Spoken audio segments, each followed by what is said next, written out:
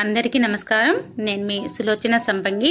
Welcome to my channel. ఈరోజు ఒక tasty రెసిపీని రెడీ చేసుకుందామండి.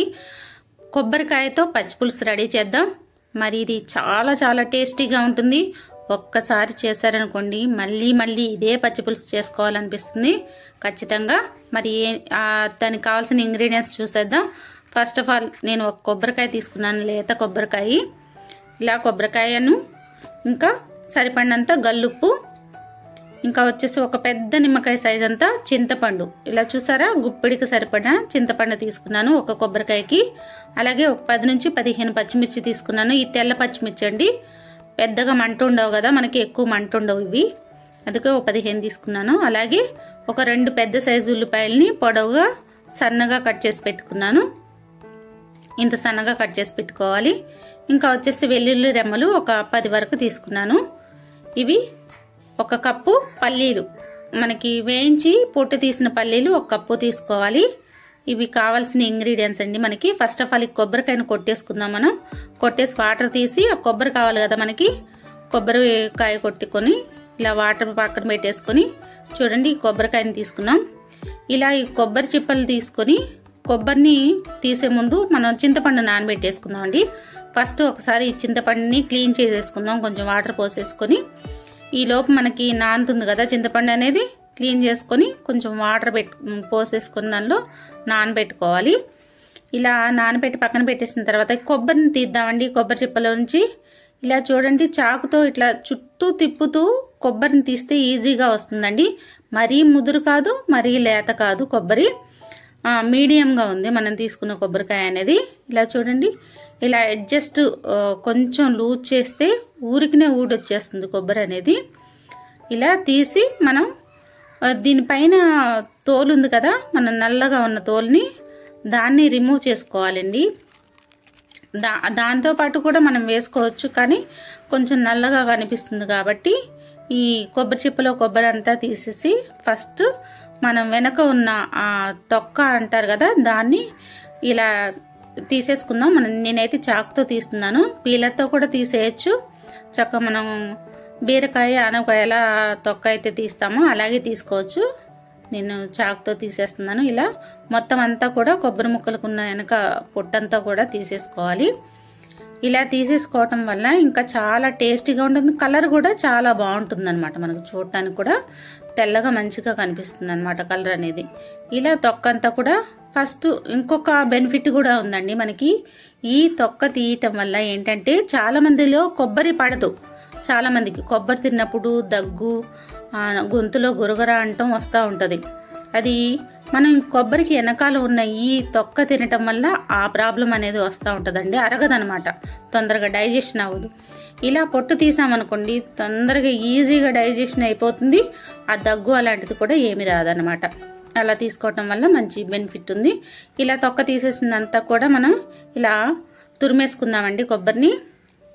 కొబ్బరి మొత్తం ఈ కొబ్బరి ముక్కలన్నీ కూడా తురిమేసుకుందాం. చిన్నగా అయినా పర్వాలేదు, పెద్దగా అయినా పర్వాలేదు, ఎందుకంటే మనం ఇది మిక్సీ చేసుకుంటాం అనమాట.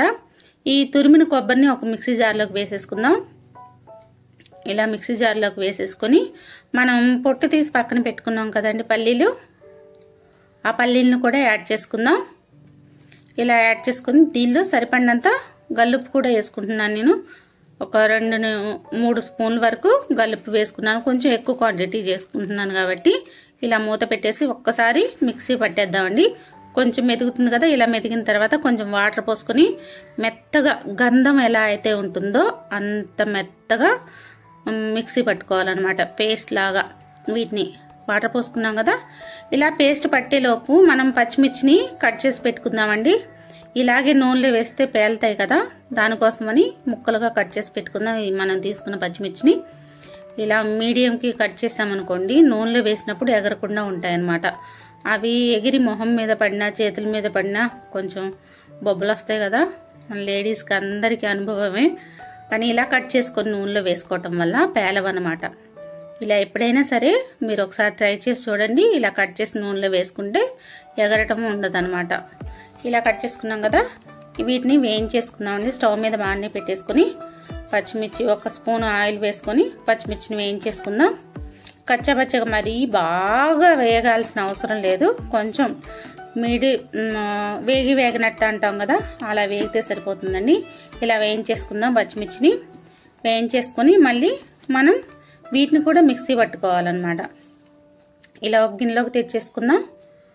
ఇలా తీసుకొని పక్కన పెట్టేసుకుంటే కొంచెం చల్లారుతాయి కదా, కొంచెం చల్లారిన తర్వాత మేము మిక్సీ చేసుకుందాం. ఇప్పుడు మనం కొబ్బరి పల్లీలని మిక్సీ పట్టాం చూడండి, ఎంత మెత్తగా, చాలా మెత్తగా ఉంది కదా, దూదిలాగా కనిపిస్తుందా మీకు వీడియోలో? ఇలా పట్టుకోవాలన్నమాట మిక్సీ అనేది. ఇలా పట్టి ఒక బౌల్లోకి వేసుకుంటున్నాను, ఒక గిన్నెలోకి తీసుకుంటున్నాను నేను ఈ మిక్సీ పట్టిన మిశ్రమాన్ని. పల్లీలు కొబ్బరి అన్నమాట. ఈ రెండింటి కాంబినేషన్ సూపర్గా ఉంటుంది కదా, చట్నీ చేసుకున్నా కూడా చాలా బాగుంటుంది కదా. ఇప్పుడు అదే మిక్సీ జార్లో మనం వేయించి పెట్టుకున్న పచ్చిమిర్చిని కూడా యాడ్ చేసుకుందాం. అలాగే వెల్లుల్లిపాయలు తీసుకుందామండి. ఈ పచ్చిమిర్చి వెల్లుల్లిపాయలు రెండింటిని కూడా మిక్సీ చేసుకుందాం. ఇలా మనకి ఇది అంత ఫైన్గా అవసరం లేదు చూడండి, ఇలా మిక్సీ చేసేసుకున్నాం. ఇలా చేసుకున్న తర్వాత ఈ పల్లీలు మిశ్రమం ఏదైతే ఉందో దానిలోకి ఈ పచ్చిమిర్చి వెల్లుల్లిపాయల మిశ్రమాన్ని కూడా వేసేద్దాం. వేసిన తర్వాత మిక్సీ జార్లో కొంచెం వాటర్ తీసుకొని మనం ఈ పట్టిన పేస్ట్లోకి వేసుకుందామండి. మనం దీనిలో వాటర్ కూడా వేయాలి కదా, ఈ వాటర్ని వేసుకుందాం.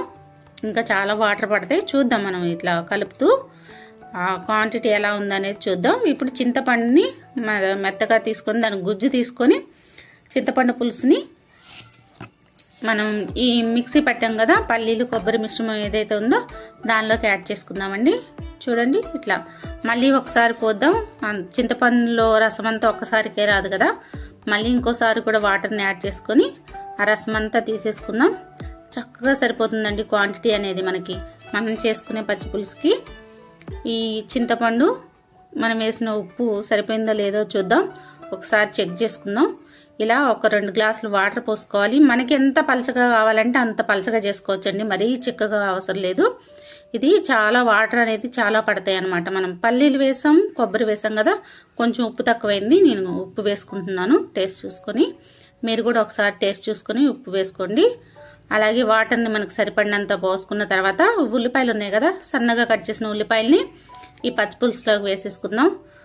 ఇలా వేసుకొని ఇప్పటి వరకు స్టాండ్తో తీస్తున్నానండి, నేను ఓన్గా నేర్చుకుంటున్నాను.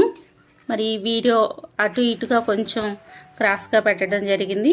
చూడండి చక్కగా మూకుల్లోకి ఆయిల్ వేసుకొని తాలింపు పెట్టేసుకుంటున్నాం అన్నమాట. ఇప్పుడు ఆయిల్ వేసుకున్నాం కదండి, ఒక 2 స్పూన్ల ఆయిల్ వేసుకున్న తర్వాత కొంచెం హీట్ అయిన తర్వాత దీనిలోకి ఆవాలు 1 స్పూను, అలాగే మనం జీలకర్ర ఆవాలు వేస్తే సరిపోతుందండి.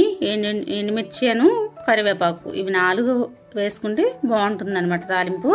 చూడండి జీలకర్ర 1 స్పూన్ వేసాను, ఆవాలు 1 స్పూన్ వేసాను, అలాగే 2 ఎండుమిర్చి. ఇవి వేగుతూ ఉండగా కరివేపాకును కూడా యాడ్ చేసుకుందామండి తాలింపులోకి. కరివేపాకు కూడా వేసేసుకోవాలి, కొంచెం వేగిన తర్వాత వేద్దాం.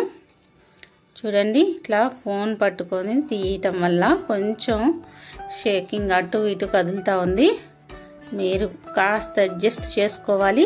ఖచ్చితంగా స్టాండ్ ఫిక్స్ చేసుకోవటం నేర్చుకుంటాను. ఇలా చూడండి ఇలా వేగినాయి కదా, వేగిన తర్వాత పసుపు 1 స్పూను, అలాగే ఇంగువ కూడా వేసుకుందామండి. ఈ పచ్చి పులుసులో ఇంగువ కూడా చాలా బాగుంటుంది. బెల్లం ఫ్లేవర్ ఎవరికైనా నచ్చుతుంది అనుకోండి, బెల్లం కూడా ఖచ్చితంగా వేసుకోవచ్చు. నేను బెల్లం వేయట్లేదు, మా పిల్లలకు పెద్దగా ఇష్టం ఉండదు కాబట్టి ఎక్కువ వేయట్లేదండి. మీరు ఖచ్చితంగా వేసుకోవచ్చు, తినేవాళ్ళు అయితే బెల్లం యాడ్ చేసుకుంటే ఇంకా బాగుంటుందన్నమాట. ఇలా తాలింపు అంతా కూడా వేసుకొని మనం కలిపేసుకుందాం ఒకసారి. తాలింపుని కలుపుకున్న తర్వాత మనకి మూకుల్లో అడుగున పసుపు ఇంగువ ఉండిపోయింది కదండి, అది కూడా కలుపుకుందాం. అప్పుడు ఇంకా కలర్ఫుల్గా ఉంటుందన్నమాట. ఇలా అడుగున పట్టేస్తూ ఉంటుంది కదండి, ఈ తాలింపు అంతా కూడా కలిపి రెడీగా పెట్టేసుకుందాం. ఇప్పుడు మన టేస్టీ కొబ్బరి పల్లీల పచ్చి పులుసు రెడీ అయిందండి. మరి ఖచ్చితంగా మీరు ఈసారి ఇలా పచ్చి పులుసుని రెడీ చేసి చూడండి కొబ్బరి పల్లీలతోటి. మీకు ఎలా కుదిరిందో, మీకు ఎలా నచ్చిందో కామెంట్ రూపంలో నాకు ఖచ్చితంగా తెలియజేస్తారని కోరుకుంటున్నాను. మరి ఈ వీడియోస్ ఇంతగా ఆదరిస్తున్న మీ అందరికీ ధన్యవాదాలు. నా వీడియో కానీ మీకు నచ్చినట్లయితే లైక్ చేయండి, షేర్ చేయండి, సబ్స్క్రైబ్ చేయండి. ఇప్పటి వరకు సబ్స్క్రైబ్ చేయని వాళ్ళు ఎవరైనా ఉంటే ఖచ్చితంగా సబ్స్క్రైబ్ చేసుకోండి. బెల్ సింబల్ అనేది టచ్ చేయటం వల్ల నేను పెట్టిన ప్రతి వీడియో కూడా మీకు వెంటనే రీచ్ అవుతుంది. మరి మీ ఫ్రెండ్స్కి, బంధువులకి అందరికి కూడా ఈ వీడియోని షేర్ చేయండి. నా వీడియోస్ ఇంతగా ఆదరిస్తున్న మీ అందరికీ కూడా ధన్యవాదాలు.